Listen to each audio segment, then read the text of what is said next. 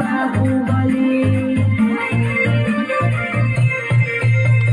चाचा तोहरे बाली गली कहेला लोग बाहुबली हमारा के उसे डर डर हमसे बदमाश कौन बड़ डर चले जात के हमारा लड़ हर दिन में करी हम डर डर हम हई कट्टर